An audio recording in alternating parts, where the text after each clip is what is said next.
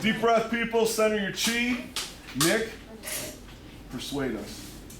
Okay, so one of the things that I do all the time is play video games, and I like to watch people play them competitively. And I think it's very awesome.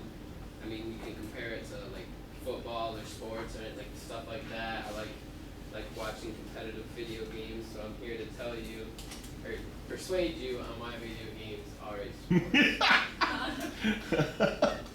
So, the definition of a sport is an activity involving physical exertion and skill in which an individual or team competes against another or others for entertainment.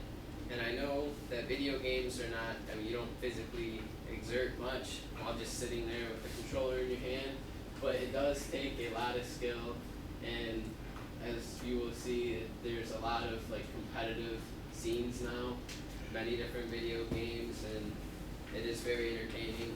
Have you ever sprained a thumb? No, but it was hard to play when I broke mine. These are just two of the mainstream I guess organizations that helped create, or associations I guess too, that created the competitive scene of gaming. These MLG was founded in 2002, and that's kind of the more American Yeah, it kind of looks like MLB, just a little bit. Yeah. So MLG is the more American, and then the one that kind of started it all was the Korean Esports Association, and this is the biggest they have right now. And here's a picture of two professional athletes. The one on the right is Optic Nadeshot. He plays Call of Duty competitively, and on the left is LeBron James. He plays basketball in the NBA.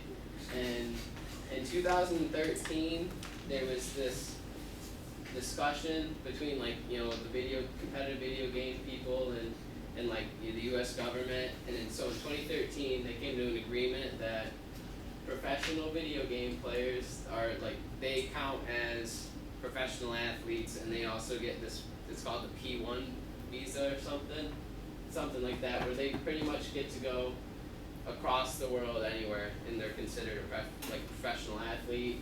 And foreign competitive video game players, they can come over to America and live as long as they want on this visa because they're classified as a professional athlete.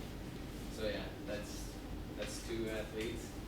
And then to kind of this is what a competitive stadium, you can call it stadium arena, is where they play.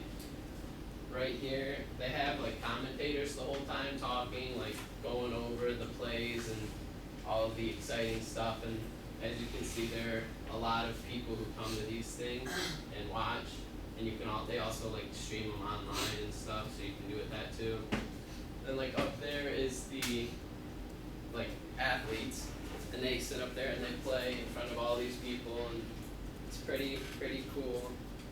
And the market right now for it, as you can see, it's projected by 2019 to make over $1 billion in revenue, just off of people playing video games and people watching and going there, and ticket sales and advertising. And its growth has grown exponentially for the past, since 2014. It went from 204 million just viewers and enthusiasts to now in 2019 it's supposed to be projected up to over about 427 million. So it's a very, very big